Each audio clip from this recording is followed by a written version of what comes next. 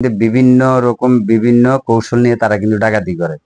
ডাকাতি করার পরে দিয়ে যেসব কৌশল অবলম্বন করে সেই বিষয় নিয়ে আজকে আমি কথা।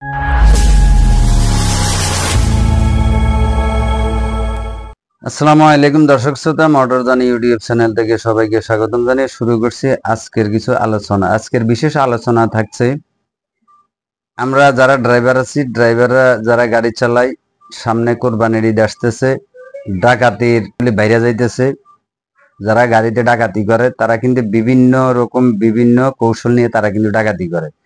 ডাকাতি করার পরে দিয়ে যেসব কৌশল অবলম্বন করে সেই বিষয় নিয়ে আজকে আমি কথা বলবো। এই বিষয় নিয়ে কথা বলতে চাইছি। বিষয়টা হচ্ছে, আমি দীর্ঘদিন যাবৎ আমি মোটর ডিপার্টমেন্টে আছি। মোটর ডিপার্টমেন্টে থাকাকালীন আমার অনেক কিছু অভিজ্ঞতা হয়েছে। যেমন আমি 16-17 বছর যখন আমি পরিবহন চালাইছি, পরিবহনে কিভাবে তারা ডাকাতি করে, কিভাবে তারা কৌশল অবলম্বন করে, সেই বিষয়গুলি আমি তুলে ধরতেছি। এটা শুধু আমাদের চালক ভাইয়ের জন্য না, আমি যারা যাত্রীবাহী আছে, যারা দর্শক আছে, তাদের জন্য আমি এই বিষয়গুলি তুলে দেওয়ার চেষ্টা করতেছি। তো দর্শক, বিষয়টা হচ্ছে এমন, ঈদ চাঁদ আসলে তখন যে যারা ডাকাতি করে, যারা কৌশলগুলি অবলম্বন করে, তারা কি করে, তারা টিকিট কাউন্টারে যায়, তারা হচ্ছে টিকিটগুলি কাটে। টিকিট কাটার পরে তারা যাত্রী হইয়া তারা গাড়িতে কিন্তু বহন করে, যে উঠে একজন চালক সহকারে, তাদের কিন্তু একজন চালক থাকে। ধরেন আমি একটা উদাহরণ দেখাই, আমাদের রোডে সায়দাবাদ থেকে দাউদকান্দি পর্যন্ত তাদের একটা টার্গেট। তো তারা ওখানে যখন নাকি যাত্রাবাড়ি বা চিটাং রোড পার হবে, তখন তাদের ড্রাইভারে কি করবে, সামনে চলে যাবে। সামনে যে ড্রাইভারকে স্টার্টিং এতে তুইলে নিয়ে আসে, আইনে কিন্তু তাদেরকে অনেক মারধর করে, মানে চালককে খুব মারধর করে তারা পিছে নিয়ে বাঁধে রাখে। আসলে কিন্তু এইখানে চালকের কোনো দোষ নাই, চালকের সাথে কোনো জড়িত থাকে না। তো তাদের ড্রাইভাররা কিন্তু গাড়িটা আস্তে আস্তে চালায়, আর ডাকাইতেরা কি করে, এখান দিয়ে তারা ডাকাতি করে।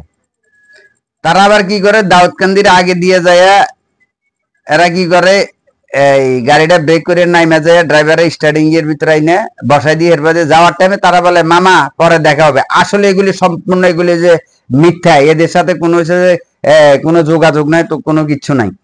আপনার যাত্রীরা মনে করেন যে এই চালকের সাথে ডাকাতের গ্রুপের সাথে তাদের সাথে কিন্তু জড়িত আছে। এগুলি আপনারা যে একবারে পুরা মিথ্যা। এগুলি তারা কি করে, ড্রাইভারকে বান্ধাই থুয়ে চলে যায়। আপনারা কি করেন, চালককে ধরেন, চালককে ধরে পুলিশের হাতে ধরাই দেন।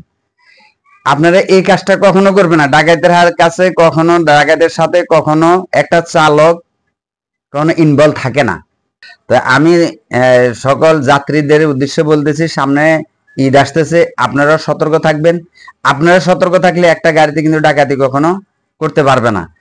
আপনারা চালককে সহযোগিতা করবেন, চালককে আপনারা অতটুক ভাবে বুঝাবেন, আর এবং সুপারভাইজার এবং হেল্পারকে বলবেন আপনারা শুধু আপনাদের ড্রাইভারকে সেফটি দিবেন। সেফটি দিলে মানে সবাই কিন্তু বাঁচতে পারবেন, আর না হলে ডাকাতেরা কিন্তু সুযোগ পেয়ে যাবে ডাকাতি করার জন্য।